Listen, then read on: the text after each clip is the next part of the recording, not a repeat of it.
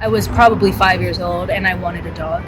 And my mom said, no, you can have a plant. I think the type of person that wants to work with us is already somebody that I have something in common with. The CEO of this company is like insane. Every square foot that we have under our cultivation is an opportunity to do good in the world. Sometimes they give us the freedom to create our own interpretation of the design. I'm the business owner, but I employ my parents and my brother, so things can be a little weird sometimes. Homegrown's alright with me.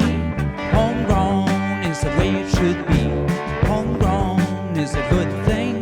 Plant that bell and let it ring.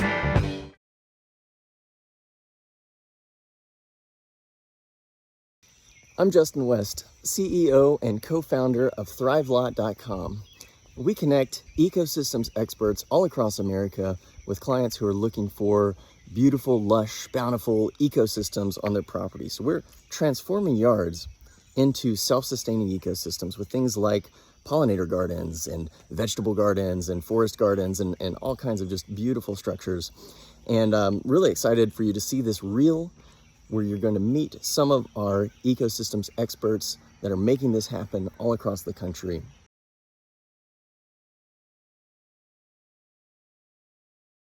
I was probably 5 years old and I wanted a dog. And my mom said, no, you can have a plant. She gave me a plant and she said, if you can take care of that, we can talk about getting a dog. And so my first responsibility role was taking care of a plant and just kind of, 5-year-old with a cool aloe vera plant. I was like, I like gardens with kids in them. A lot. I like teaching kids where their food comes from and how it grows. I get great joy from picking strawberries or pulling a carrot out of a ground with a little kid who just is full of wonder and crazy. It's crazy that stuff comes out of the ground.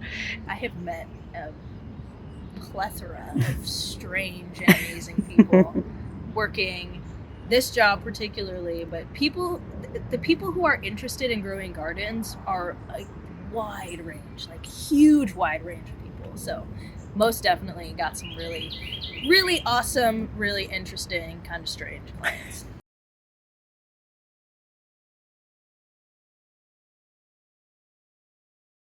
Having that connection of, meeting with people who were growing vegetables to support the community and people who couldn't afford that was really special. And just to see that from start to finish, from seed to having that broccoli in the food bank for people to be able to take, just all the logistics of which plants for which space and when am I going to get them and are they going to be available. I mean, it obviously feels great because a lot of times we walk into these situations where the ground is overrun with invasive plants, or it just doesn't look good, or it's just kind of a stress point for the client, and the whole process is super messy.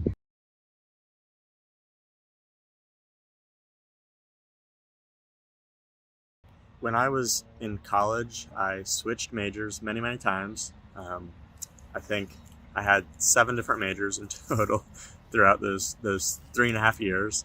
And the one I landed on was an interdisciplinary study in sustainable design.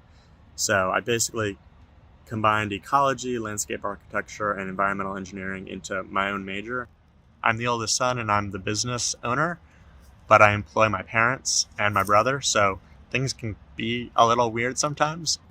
I'm actually at Booker T. Washington High School, which is a historic school in Atlanta. Next week, we're going to be installing a wildflower meadow here. We'll be planting fruit trees, berries, 26 raised beds.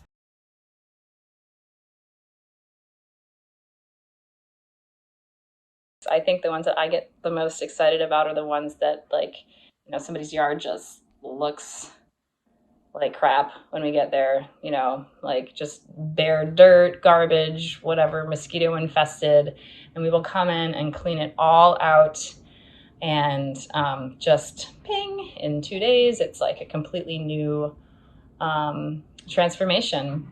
On a vineyard, this really fancy vineyard where we had a production garden for a Michelin star restaurant in DC, Eric Ziebold was the chef's name, and he wanted all these very interesting ingredients, and also grown in a very specific way, like harvested early. The carrots couldn't be too carroty, things like that. This client that I'm working with right now, we were in charge of installing the landscape around their new headquarters. They are having an opening party on May 5th. Hillary Clinton is coming to the opening party. And oh my goodness, like the CEO of this company is like insane. She's really nice, but she's so disorganized and so like just flighty. Like I came in there with my presentation, I had my design, and I like handed her my thing that I prepared for her. She takes it and she kind of like doesn't really even look at it. And she goes, "How about Japanese maples? Could we have a Japanese maple in our front yard?" One of the biggest problems is that like there's so many cooks in the kitchen, and during the meetings, like somebody, will pipe in and it's like, "Oh, this is Ashley." And I'm like, "Who's Ashley?" "Well, Ashley's in charge of the design for this room, this particular space over here, and she wants like this magical thing hanging from the ceiling."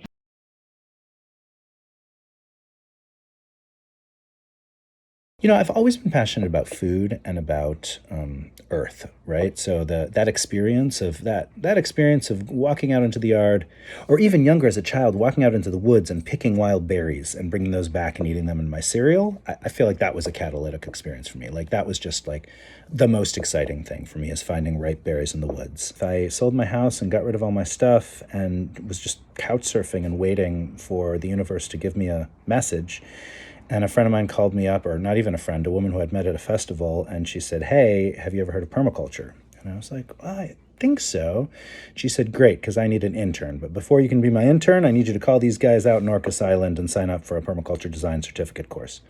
So I did that, and that really set the course for the next 20 years. Every square foot that we have under our cultivation is an opportunity to do good in the world. So whether that means, bridging the gap between the customer and their next bite of ultra-organic local food, or whether that means supporting them to learn more about the native pollinators and the native flora and fauna that live in this area, nothing that we do is without thought and intention.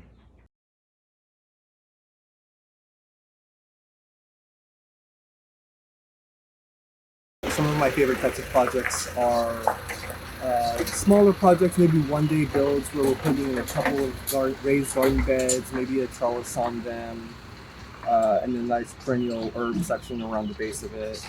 Something that really just creates a pop in the backyard of someone's house.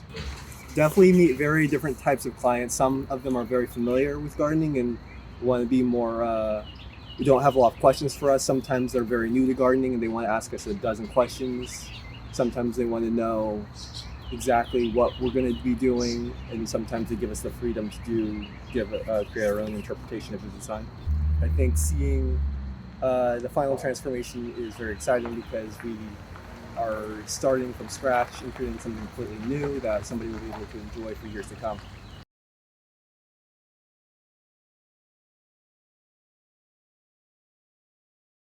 Most of my childhood chores ended up being sent outside to weed various patches of the yard, or, family gifts were always mulch. Bags of mulch at Father's Day, bags of mulch at Christmas.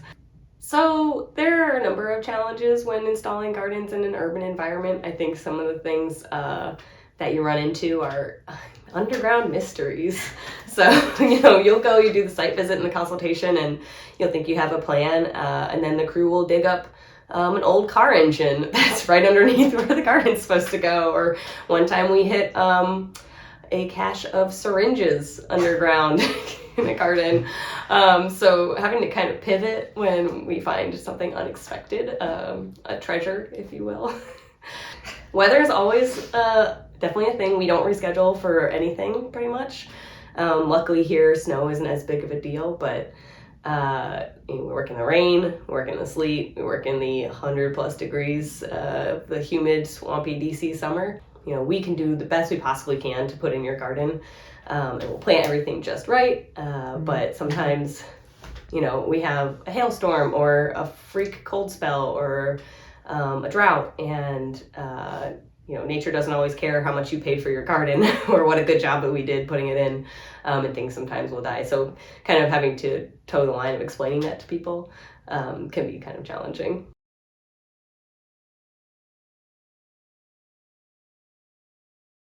In spring of 2014, we took our first permaculture design course together. That's actually where we met. After about a year of traveling, living on various farms and deepening our skill sets, we broke ground with the planting of the food forest here at Fern Hollow Farm that you see behind us. And our farm has come a long way in the last 8 years, from our humble beginnings as an open pasture into an integrated living laboratory for permaculture design.